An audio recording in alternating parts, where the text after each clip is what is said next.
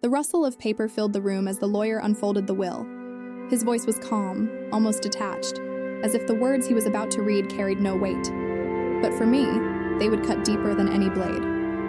To my eldest daughter, I leave absolutely nothing. Time froze. My heart pounded in my ears, and for a moment I thought I had misheard him. Nothing? After everything I had done? The walls of the office seemed to close in on me. I had been the one who stayed at my mother's bedside, the one who gave up opportunities, the one who sacrificed.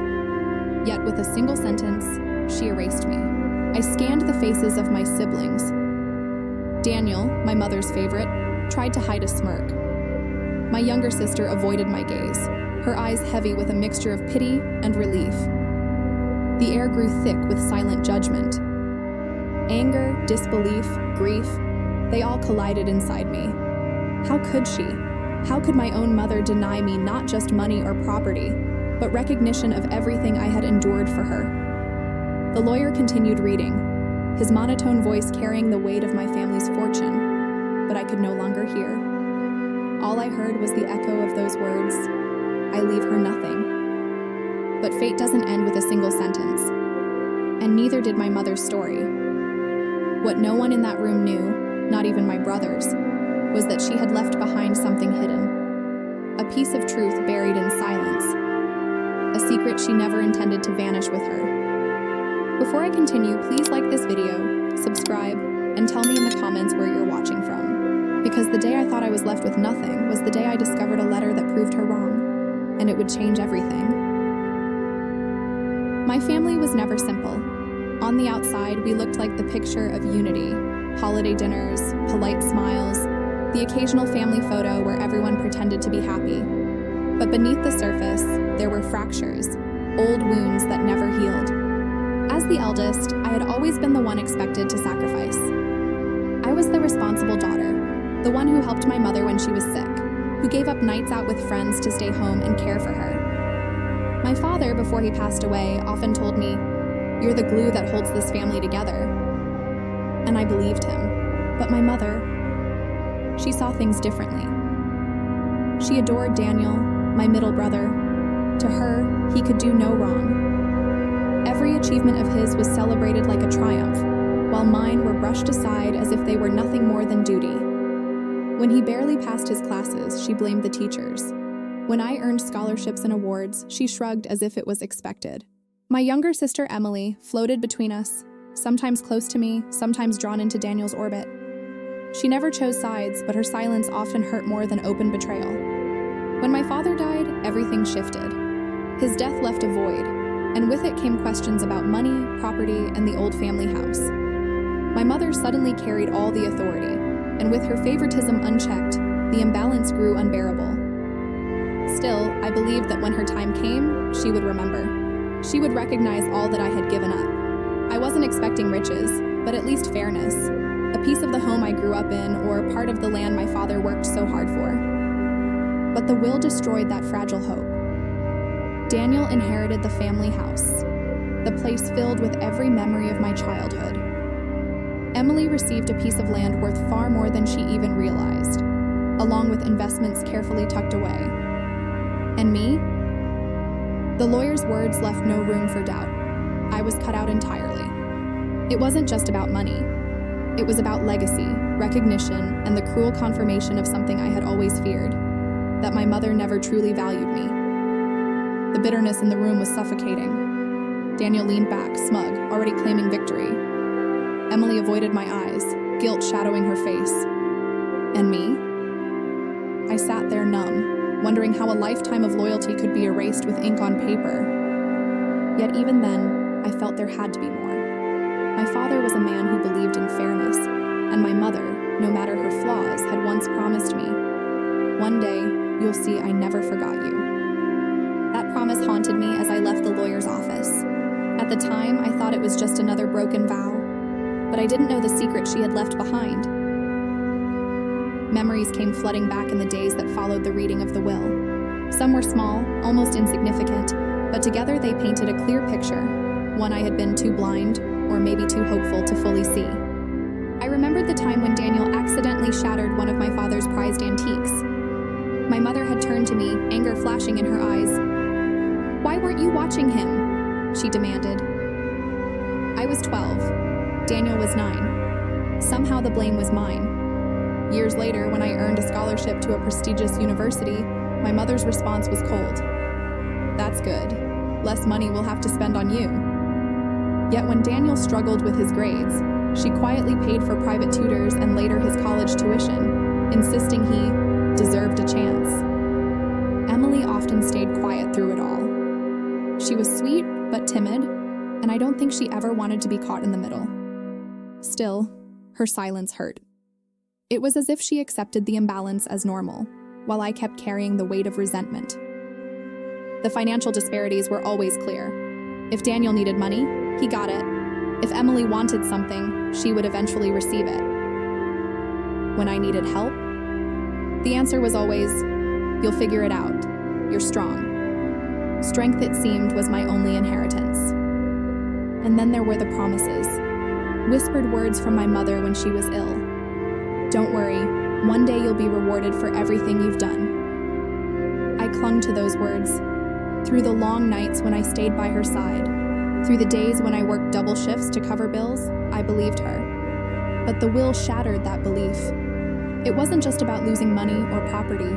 It was about realizing that those words, spoken when I wiped her tears or held her hand through pain, were hollow. The bitterness grew inside me.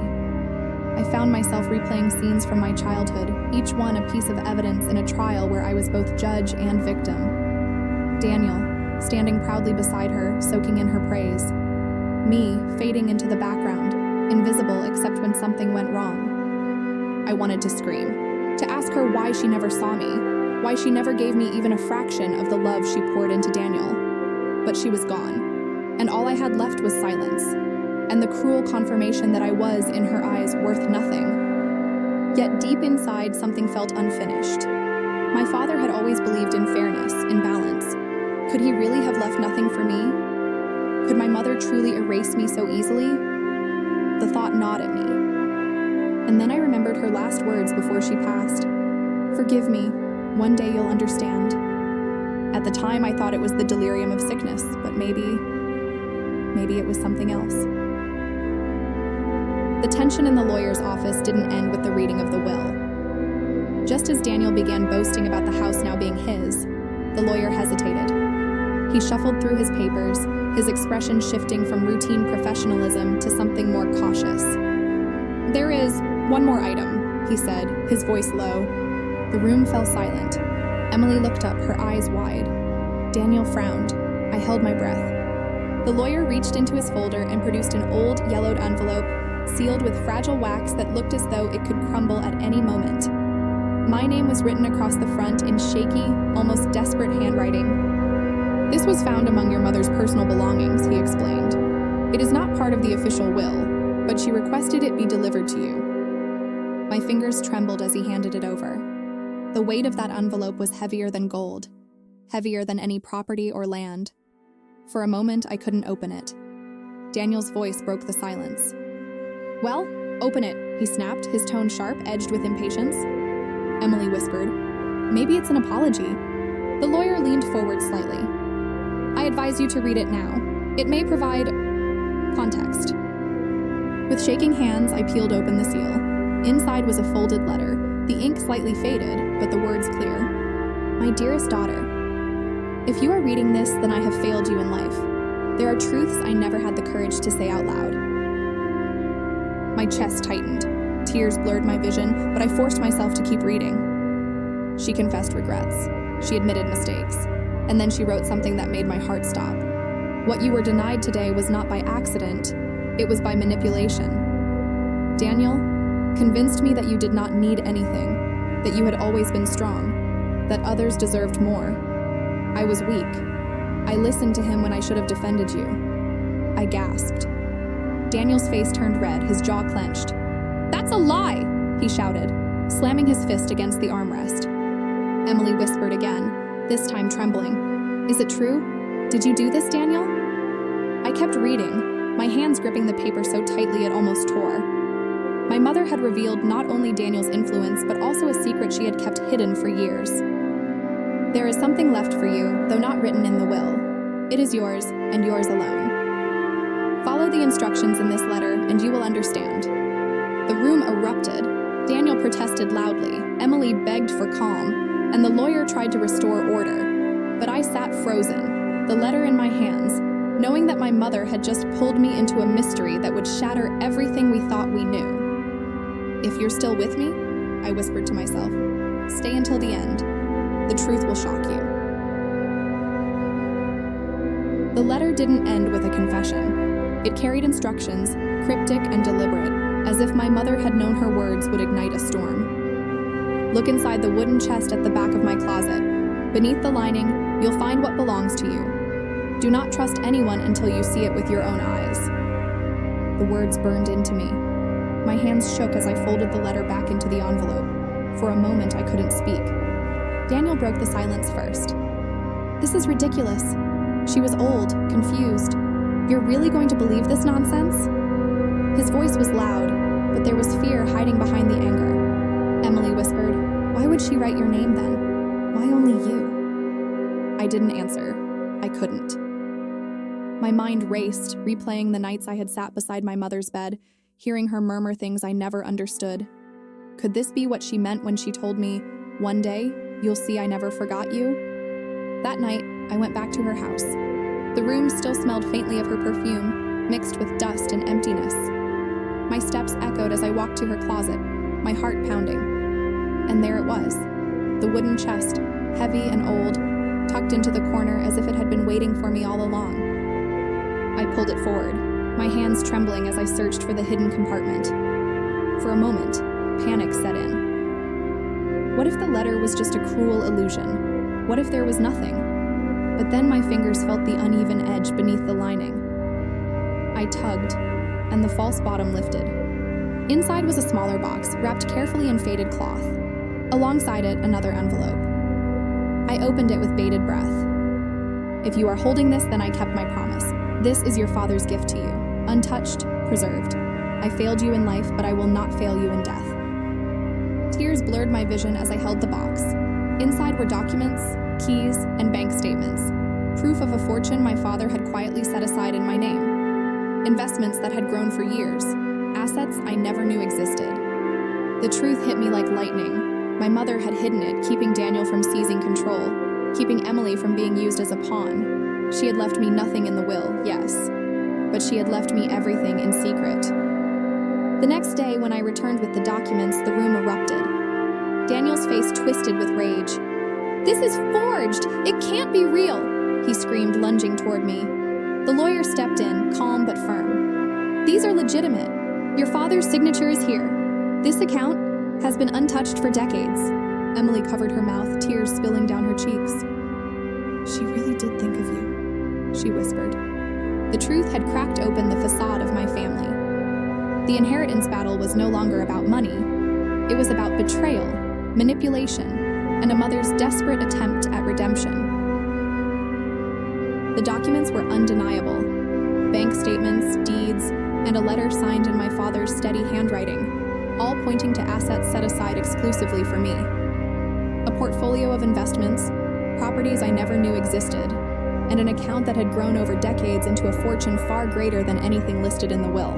Daniel's face went pale, his voice trembling with fury. No! She wanted me to have the house, the land. This is fake. He slammed his fist on the table, but the lawyer's calm voice cut through the chaos. These records are authentic. They've been verified. And they are all in her name, designated for her eldest daughter. There is no dispute here. It was never part of the will because it was separate, intended only for her. Emily began to cry. She reached for my hand, whispering, she did care. She just couldn't show it.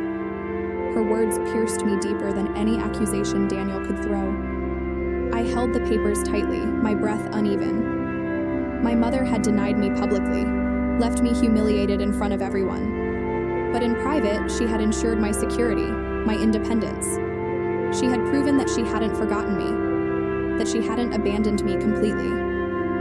The weight of it all crashed down. Anger for the years of neglect, relief that I wasn't invisible after all, and grief, deep, unshakable grief that she hadn't said these words to me while she was alive.